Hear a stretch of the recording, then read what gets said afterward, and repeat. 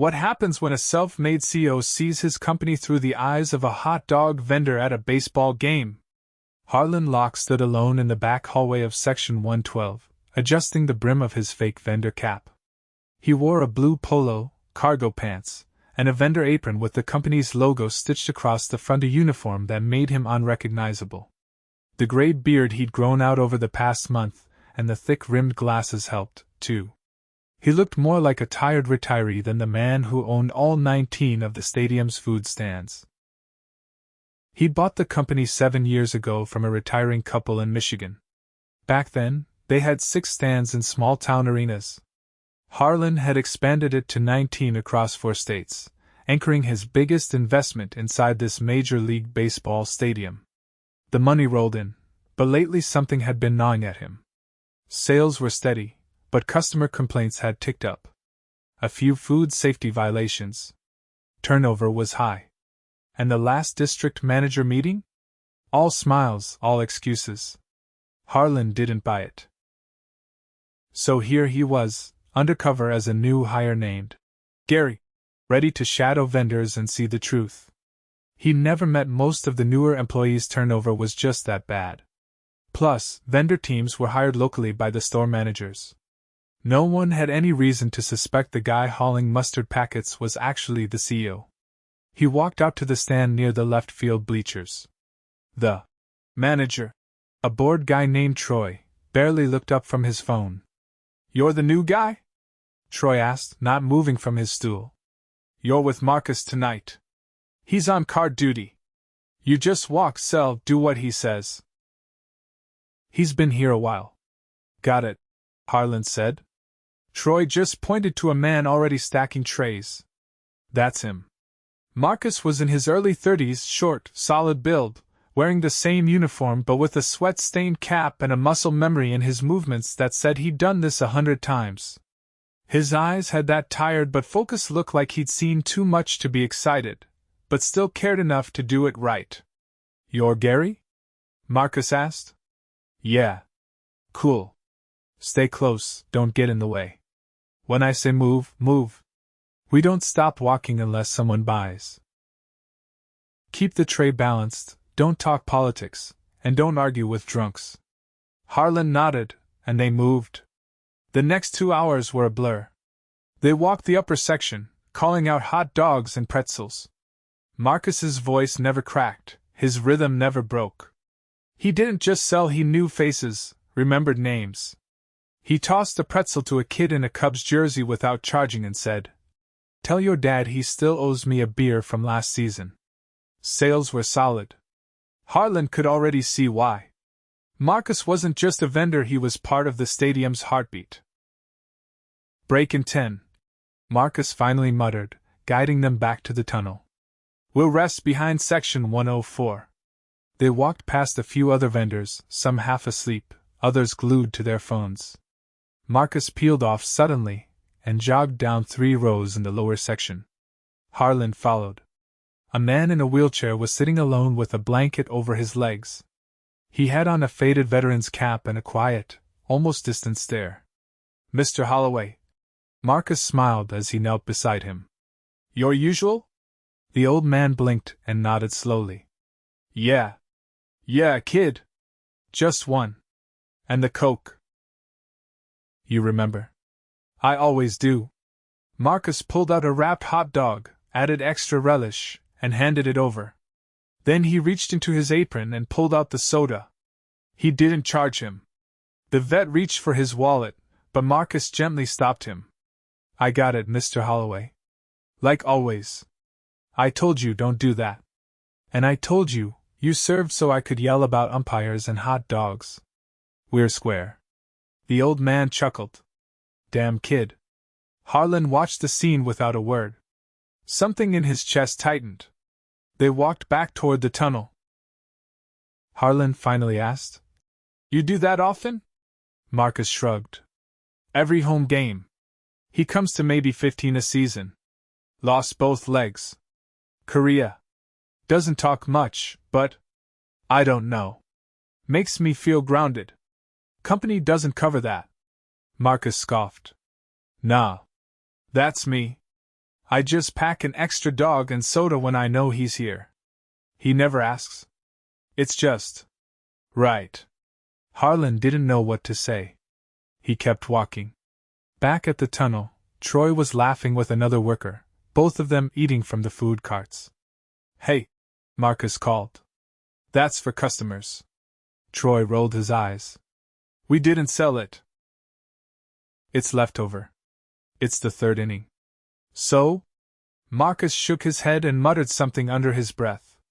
Harlen noticed it wasn't just about the food. There was tension here. Marcus cared. Troy didn't. Later, as they walked the lower deck, Marcus pulled Harlen aside. You seem all right, Gary. Just a heads up.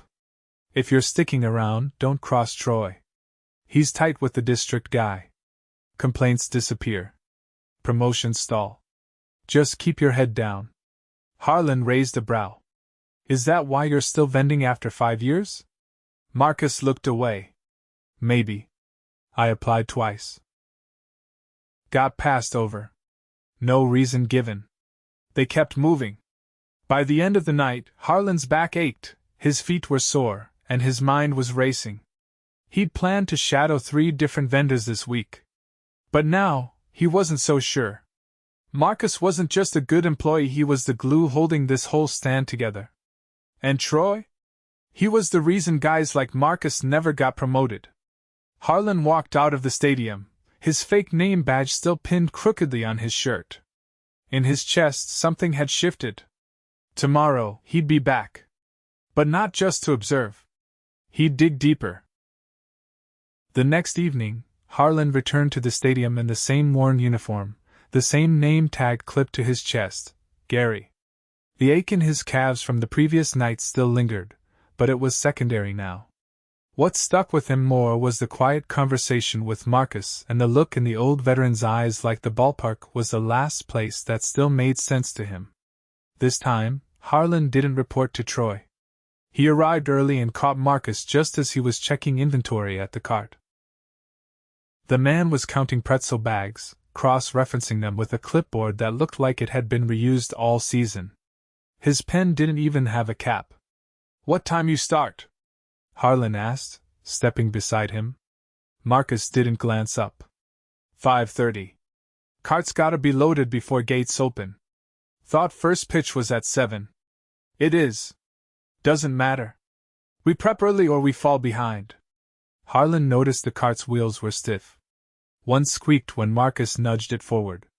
He jotted something on the clipboard and sighed. You always use the same cart? Marcus nodded. Supposed to rotate, but this one's got a working heat tray. Mostly. I'd rather roll a stubborn wheel than serve cold dogs.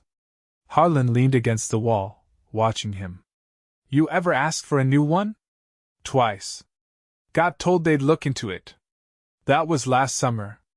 A few more vendors trickled in, laughing and tossing their aprons on. None of them acknowledged Marcus. He didn't seem to mind. They worked the lower concourse again, only this time Marcus took a slower pace. Not lazy, just pacing himself. The crowd was thinner than the night before. A weekday game against a struggling team. Fewer families, more solo fans and groups of guys drinking early. Light crowd tonight, Harlen said, adjusting his tray. Yeah. Means less sales, but more time to handle people. Handle them? Marcus nodded toward the third base side. See those 2 near the railing? They've had 4 beers each. They're gonna shout at everything. You don't sell to them after the 5th. They won't remember paying, and they'll get aggressive. You keep count? I keep track of patterns. That's how you last in this job. They passed a security guard who gave Marcus a nod. He returned it without breaking stride. You know everyone here? Most. You stick around long enough, faces stick. During a lull, Harlen tried a different angle. You ever think about leaving? Marcus hesitated. Not really. No bigger plans? School, another job? I started community college. Took night classes for a bit. Business admin.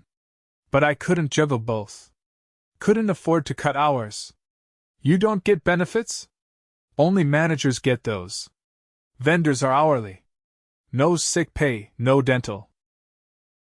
I cracked a molar last winter, had to wait till tax season to get it pulled. Harlen kept his voice steady. You ever talk to your manager about it? Marcus gave a short laugh. Troy? No point. He's not here to help. He's here to keep headcount just high enough not to get fined. They turned a corner and came across a janitor mopping soda near the bullpen gate. Marcus paused, reached into his pocket, and passed the man a wrap sandwich. From the brake cart, he said. Wasn't claimed. The janitor nodded, tucked it in his coat, and kept working. Harlen didn't say anything this time. He just watched. Later, back at the cart, Harlen saw Troy leaning against the wall, scrolling through his phone. He wasn't wearing his apron. A half-eaten corn dog was perched on a cardboard box behind him. Troy, Marcus called. We're low on pretzels. Section 120's out. Troy didn't look up. Tell them to push hot dogs. We're out of those in 15 minutes at this pace. Then stop selling so fast. Harlen stepped forward. We're not supposed to slow down, right? Troy finally looked up. You new guys don't get it. The more you sell, the faster we run out. Then I get yelled at for poor planning. So yeah, he's off. That doesn't make sense, Harlen said. Troy shrugged, returning to his phone. It does when you're the one getting the calls. Marcus turned and walked off without another word. Harlen followed. They pushed the cart back toward the central prep station, where a few runners were unloading new trays. Behind them, one of the prep workers was arguing with a teenage vendor about missing inventory. I signed out 5, the teen said. There's only 3 here. Then you lost 2. I didn't. Not my problem. You'll owe those. Marcus shook his head. They dock pay now? Yeah, the runner replied. New policy. Troy said it keeps people honest. Harlen clenched his jaw. That can't be legal. Doesn't matter. They do it anyway. That night, as the crowd thinned and the last innings played out, Marcus and Harlen cleaned the cart behind the tunnel. Marcus wiped down the trays with a rag that had clearly seen better days. Harlen rinsed soda residue from the cooler with a bottle of lukewarm water. You ever think about quitting? Harlen asked. No. Not because I love it. But because I've done worse. Like what? Warehouse work. Overnight shifts. No windows, no breaks. This job's hard, but at least I'm moving. Talking. Seeing people. You ever think about running one of these places? Marcus stopped wiping. You mean manage it? Yeah. I'd run it differently. That's for sure. How so? First, no vendor should have to front money if stock goes missing. That's on management. Second, we'd rotate carts. Fix the broken ones. Third, give people a path to grow. Not just dangle it like bait. He looked up. But that's not gonna happen. Not unless someone at the top actually cares. Harlen met his eyes. And what if they did? Marcus gave a weary smile. Then maybe I'd believe this job could be something more. They finished cleaning in silence. By the time they clocked out, the stadium was nearly empty. The lights buzzed overhead, casting long shadows across the concrete.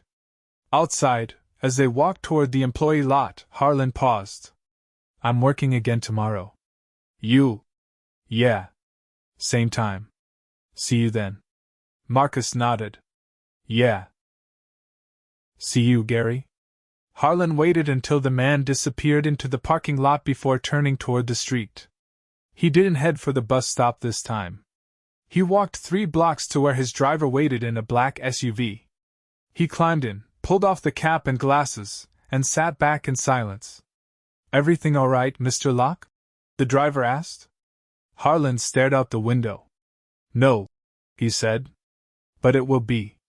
Tomorrow, he wouldn't just shadow Marcus. He'd start pulling the thread. Harlen arrived at the stadium 2 hours ahead of gates opening. Not as Gary. This time, not yet. He wore a clean polo, plain slacks, no name tag.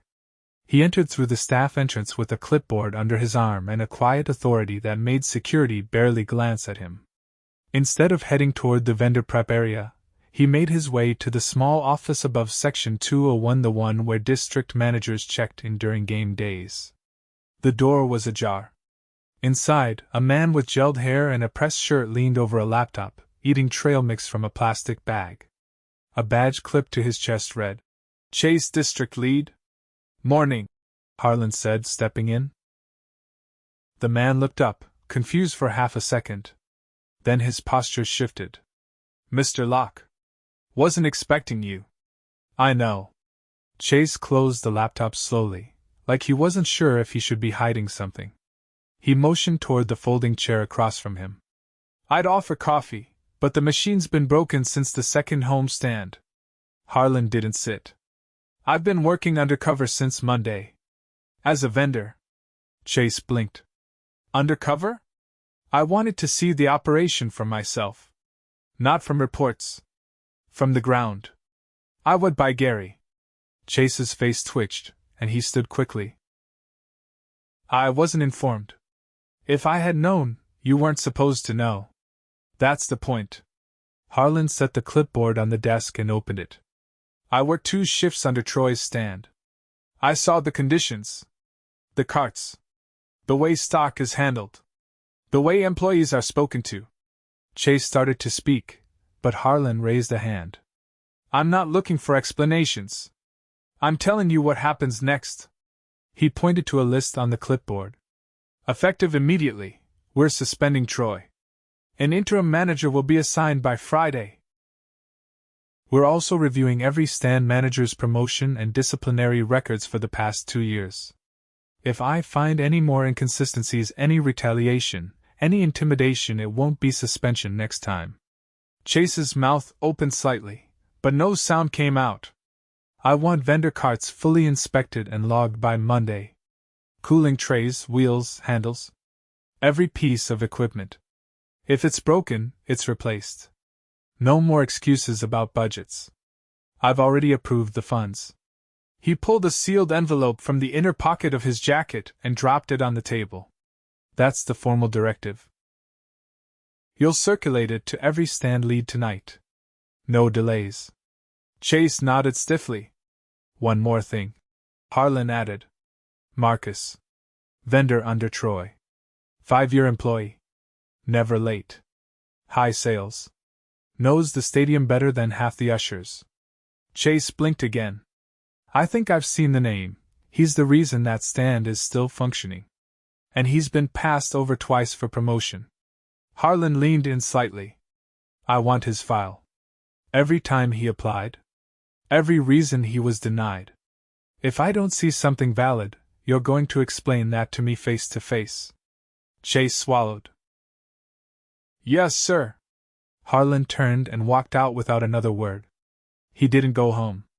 Instead, he changed into his vendor uniform in the maintenance locker room smoother than walking back into the prep area and tipping his hand. When he emerged again as Gary, the stadium had shifted into pre-game buzz, carts being loaded, trays stacked, radios crackling. Marcus was already at the cart, pushing a new crate of buns into the side panel. The sleeve of his shirt was damp with sweat. "You're early," Marcus said, glancing up. Harlen picked up a box of condiments and began restocking. "Figured I'd see what the prep side looks like." Marcus handed him a wrapped towel. "Then you're gonna need this." They worked in rhythm, no wasted motion. Marcus moved like someone who'd memorized every squeaky tile and broken hinge. Harlen matched his pace without comment. "Word's going around," Marcus said after a while. "Troy's not working tonight." Harlen kept his face neutral. "That right?" "Yeah. One of the runners said he got pulled this afternoon. Replaced by some guy from the Westgate stand." He didn't sound excited, just cautious. Later, on their first lap through the mezzanine, they noticed something different. One of the carts normally left idle near Section 118 had been replaced. New wheels. Clean labels. No duct tape holding the heat lid down. Marcus slowed for half a step. That's new. Maybe someone finally started listening, Harlen said quietly. Marcus didn't answer. The crowd was heavier tonight. A giveaway promotion had drawn more families. Marcus adjusted his route, cutting across a different road to avoid a bottleneck near the concession line. Harlen followed. As they passed the third base bleachers, a teenager with a food tray tripped on the steps. Bottled water rolled in every direction. Harlen stepped forward to help, but Marcus was already there, crouching to gather bottles, helping the kid reorganize. You good? Marcus asked. The teen looked embarrassed. Yeah. First game. I didn't see the step. Don't worry about it. Stick to the outer aisle next time, easier footing. The teen nodded and hurried off.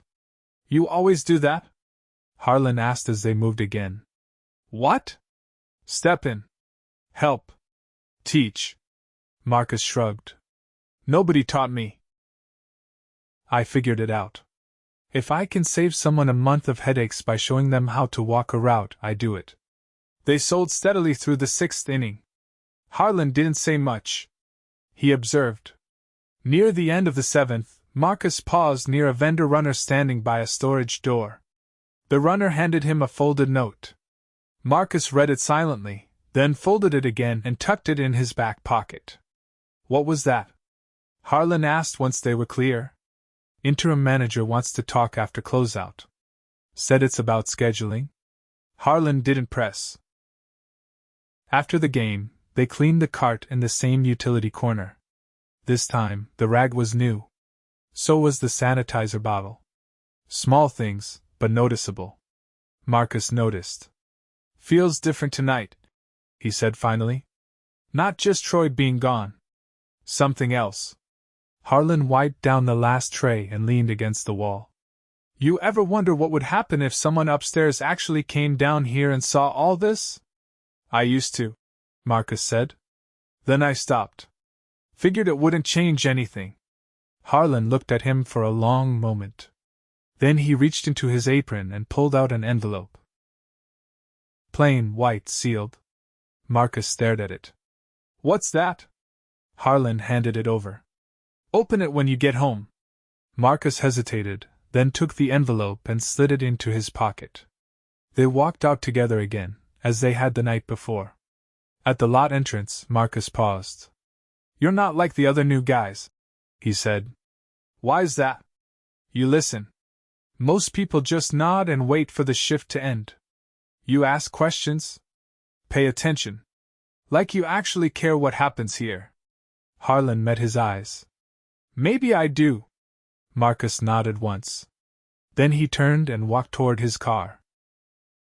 Harlen watched him go, then walked the opposite direction. This time, he didn't get in the SUV right away. He stood by the fence overlooking the field, now empty, lights dimmed. He hadn't told Marcus yet. But tomorrow, everything would change. Marcus sat on the edge of his bed with the envelope still unopened in his hands. The apartment around him was quiet, too quiet. His roommate worked nights, and the hum of the fridge was the only sound beyond the occasional car rolling past outside. Fluorescent light from the street lamp bled through the blinds and fell across the floor in thin, straight lines. He turned the envelope over once more, then tore it open carefully. Inside was a simple letter with the company's header at the top, his name typed in bold just beneath it. Dear Marcus, effective immediately, we are offering you the position of stand manager for the Section 112 location. Your performance, leadership, and reliability have been brought to our attention. The role includes full-time benefits, wage increase, and access to the company's internal leadership development program. Should you accept, training begins next week. A second sheet outlined the compensation changes. He read it twice, not because he didn't believe it but because he did. He folded the papers slowly and placed them on the nightstand, then leaned back and stared at the ceiling. No part of him had expected this. Not after years of being passed over, ignored, or told to be patient. And it hadn't come after a big application push or another round of interviews. It had come after 3 shifts working with a man who'd asked good questions and paid close attention. A man who, now that he thought about it, never mentioned where he came from or why he was there. The next morning, he arrived early again.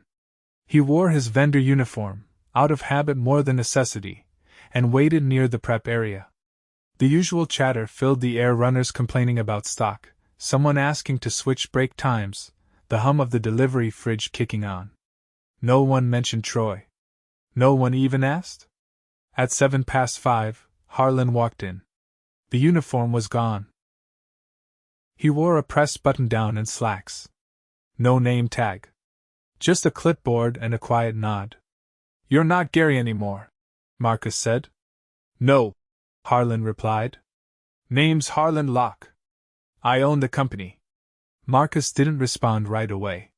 He looked at him, trying to reconcile the man who'd carried trays beside him with the one standing in front of him now, cool and calm and fully in control. "This some kind of test?" Marcus asked. "No. It was a correction. Long overdue." Marcus crossed his arms, not defensive, just grounded. "How long were you watching?" 3 days. "That's all it took. You saw enough in 3 days to promote me?" "I saw enough in 10 minutes.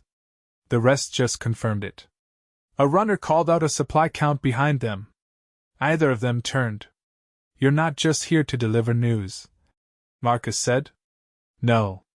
I'm here to clean up the mess I let grow." They walked together toward the far end of the concourse, where a temporary office had been set up for the newsstand lead. Inside, the desk was bare except for a stack of schedules, a supply logbook, and a new radio unit. The room smelled faintly of fresh paint. Harlen set the clipboard down. "You've got a team of 6 under you. One of them's being reassigned. He's not going to be a good fit under the new structure. We're bringing in someone from the West Gate stand to replace him." Marcus nodded once. "What about the others?" "You'll get full control over scheduling and training. I'm not asking for miracles. I'm asking for consistency. Respect. If someone shows up late, deal with it.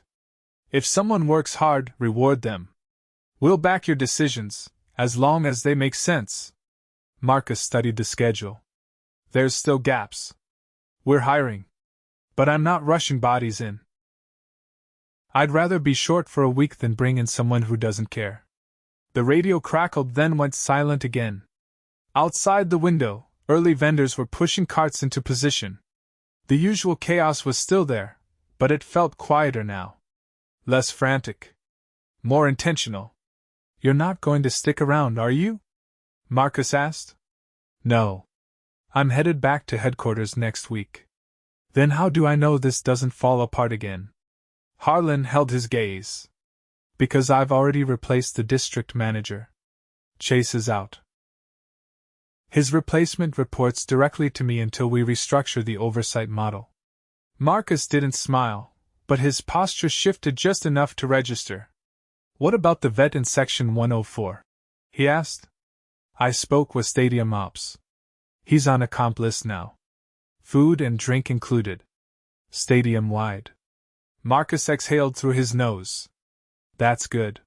He won't say it, but that matters." Harlen turned to the wall, where a dry erase board had been installed. He picked up the marker and wrote in black letters across the top. "Vendor stand 112, expectations," then handed Marcus the marker. "You fill in the rest." Marcus stared at it for a moment. Then he took it. That night, the stand ran lean but not chaotic. 2 vendors called out expected, but Marcus had already adjusted the route maps. He had runners double as floaters through the 4th inning, then rotated breaks in 10-minute blocks. A few grumbled at first, but the tone shifted quickly. The new guy from the West Gate stand worked with quiet efficiency and kept pace without needing direction. By the 6th inning, the lines were moving faster. One of the runners flagged Marcus down to say the new cart from Section 115 had better heat retention. The pretzels were staying warm longer. Marcus made a note to standardize the tray rotation. Harlen watched from the far end of the concourse. Not from a distance of power, but from a place of quiet observation. He didn't need to step in. He saw Marcus step aside to coach a vendor on how to balance the tray better, saw him redirect a runner who was about to double stock a cart unnecessarily. He watched as Marcus paused to speak with a family near the ramp, handing a napkin to a kid who'd dropped his soda. Nothing flashy. Just steady, intentional leadership. After closeout, they met again in the makeshift office. The board now had 5 bullet points under expectations. All of them handwritten in black marker. 1. Be on time. 2. Help each other. 3. Keep carts clean. 4. Know your route. 5. Respect the customers even when they don't respect you. Harlen tapped the last line. That one's hard. Marcus capped the marker. That one's necessary. They stood in silence for a while, the kind that came not from awkwardness but from mutual understanding. You're not going to hear from me every day, Harlen said finally. But if you ever think we're slipping again, you reach out. Direct line. No gatekeeping. Marcus nodded. I'll hold you to that. I expect you to. Outside, the stadium lights dimmed one section at a time. The concourse emptied, but the echo of the crowd still lingered in the walls, in the air. Harlen picked up his clipboard and headed for the exit. Marcus remained behind, reviewing the next week's shift pattern. He didn't look tired. He looked ready. As Harlen stepped out into the night, the cool air met him like a quiet exhale. He walked past the vendor staging area, now silent, and the storage room where they'd once docked pay over missing stock. The locks had been changed. The inventory system was digital now. Logged. Tracked. Transparent. He passed section 104. The lights were off, the seats empty. But in his mind he saw the old vet sitting there again, quiet, proud, unseen by most. Not anymore. From now on, the people who kept the business alive wouldn't just be noticed. They'd be valued. And Harlen Locke would never again let distance become an excuse.